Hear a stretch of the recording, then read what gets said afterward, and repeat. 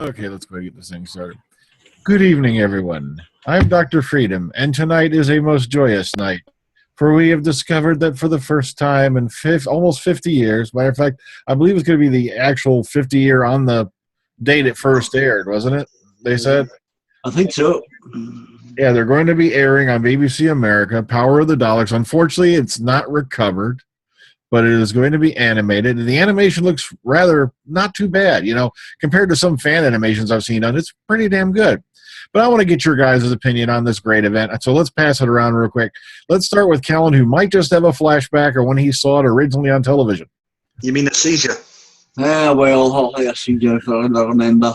I can't really remember it. It didn't really stick much in my mind. I think it was something, that was a bit with the Daleks and it having their Dalek guns. Well, I'm looking forward to it. Stroll on the DVD release. Okay, let's go to Alex. You're up next. Al, go ahead. Well, it's nice they're bringing back classic Doctor Who, and this is one of the nice stories. I enjoyed it when I heard it on audio. So it's a good thing that they're coming out with classic, and then we know we will have Who a couple of months after that, brand new Doctor Who. And I like the story, and I like the twists and turns in it. It's not action-packed, but it's very smart, and I did enjoy the points that it made, and I'd give it about 8.5. All right. you go. You're next, Graham. Go ahead. Well, obviously, this is for you collectors. This is fantastic news. You're finally going to plug that big gaping hole you've got in your first Doctor stories. So congratulations and all that. Animation, I don't mind animation. Like you say, the animation looks pretty solid. You do have the surviving recording, so it should be a good interpretation. Like Alex said, it's not the most fast-paced story out there, but it's still a damn good one to have in the archive. So we'll see how they go with it. I dare say we'll review it down the road. Okay, William, you're up next. Go ahead. Well, I am very happy that it's finally been announced that it's going to be released on DVD. But we also remember, like, over a year ago when the Power of the Daleks Reimagined was yanked from YouTube. When it's been on YouTube for more than 2 years, a lot of suspicion was going about it, what's going on about it. And then, and of course, when that 2.5-minute animated clip was shown on YouTube, and that got pulled by the BBC, that made the rumor mill go more and more wild. So I'm very ecstatic that it's been announced that it was animated and being released. But I wonder if what this does to that reimagined one, does it get put back on YouTube, or if that's going to be put as a bonus in the DVD thing, as a thank you for the fans, still believing in the Power of the Daleks. Yeah, right. Yeah, you know how the BBC are. They don't want competition. Well, some people from the Doctor Who are on that. You had Lisa Bowerman, and you had Nick Briggs and other actors like that. So that'd be cool, maybe to add it into the DVD as a bonus. After that Underwater Menace fiasco, not so long ago, they owe the fans something from that nonsense. It was big, man.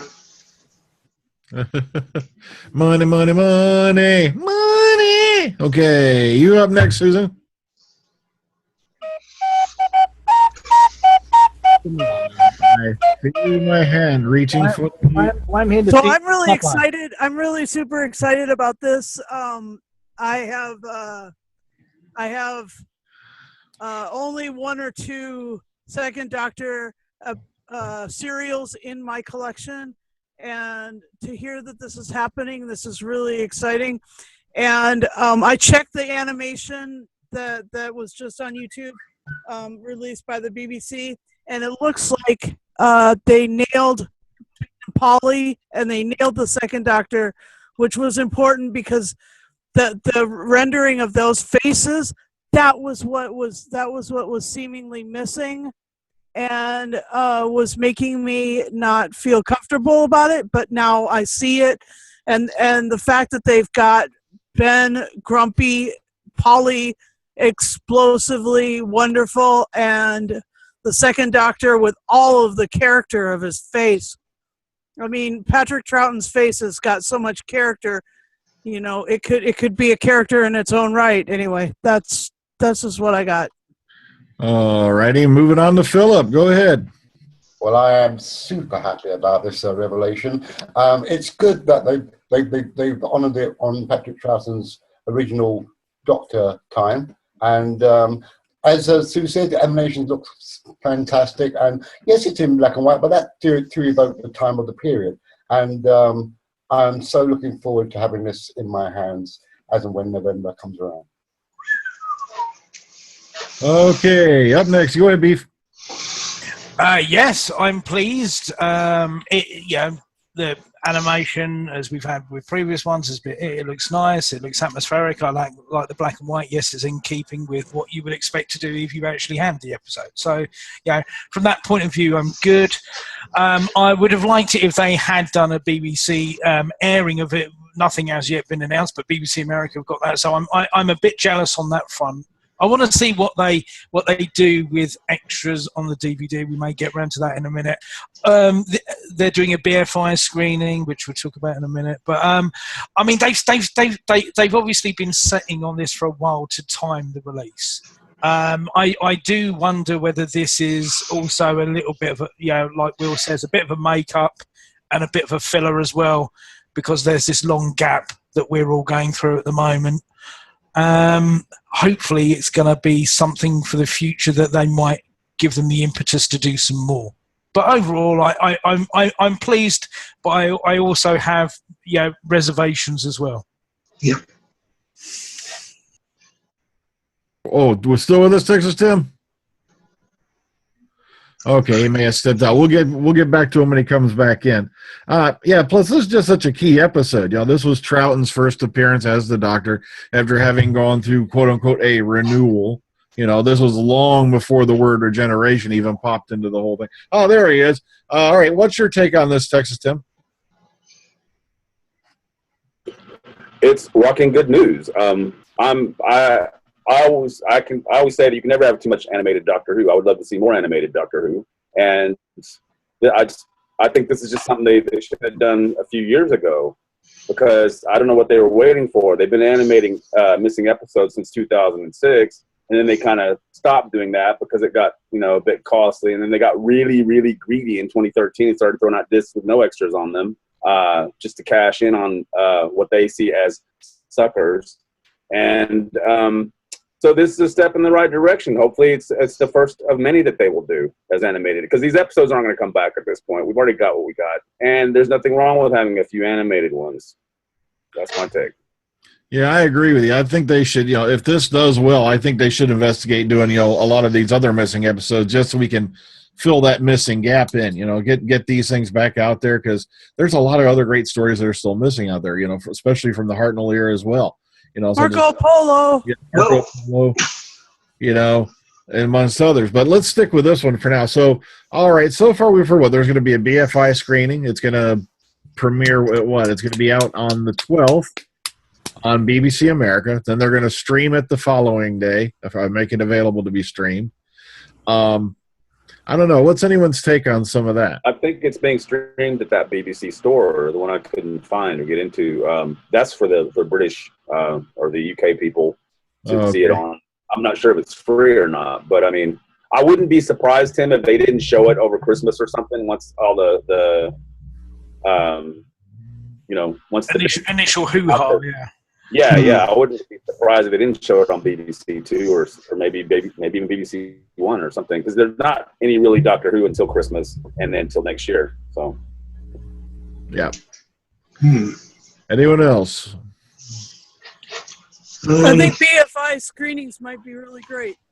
Yeah, but it's only going to be parts 1 to 3 that they're doing. Yeah, they're not going to show you the whole pie. I mean, Yeah, because that is a bit long, isn't it? What was about the running time on that one? Well, 6 parts. So you have to think about it. At least about 2.5 hours.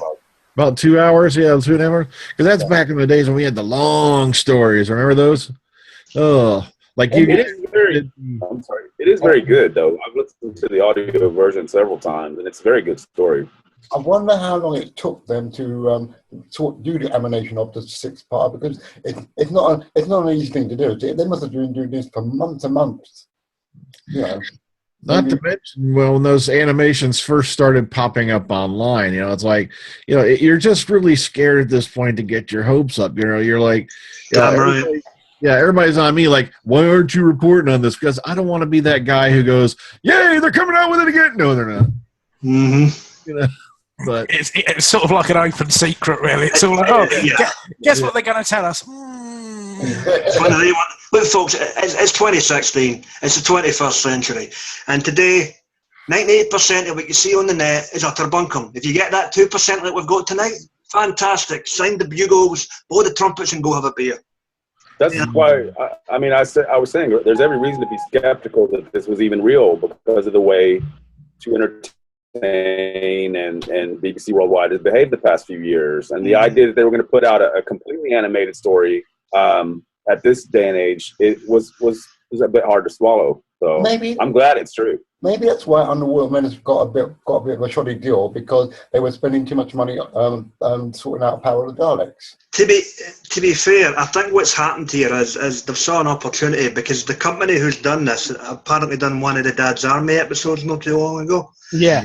So they were already in house under the umbrella. So they probably put two and two together and thought, we've got you here on the payroll. Do you want to do that? It is the 50th year of Troughton's. Because I was one of those guys jumping up and down screaming, if you could animate an episode of freaking Dad's Army, how come you can't animate some of these missing episodes of Doctor Who? Yeah. But, good news, we're going to get it. It's finally going to be out in its entirety, and it's just, fantastic. Well, but the thing is, so only the first 3 episodes are going to be available for on the BBC store, right? No. That's for the screening. Just for because It's only 1 to 3 episodes, parts 1 through 3. Yeah, because when they do the screening, otherwise they'd be sitting there for like 2.5 hours. So they're only going to do the BFI screening. They're only going to show the first 3. So don't worry, everybody else, you're getting the whole enchilada. Yeah. But to be fair, they did only one of the they only did the first of Unearthly Child, and they only did 2 of the what was the other one? I don't know. What's your point? Oh, they did only 1 or 2 episodes all the way through the 50th anniversary year, the BFI screenings of Doctor Who, and so this one you're actually getting 3. Yeah, that's because it was a doctor per month. That's understandable. Yeah, that was part of the celebration. The 50th anniversary year. That's, but I'm just glad that on the 50th anniversary of Troughton's first outing, finally we're going to get Power of the Daleks back, which a lot of people consider to be one of the big monumental classics.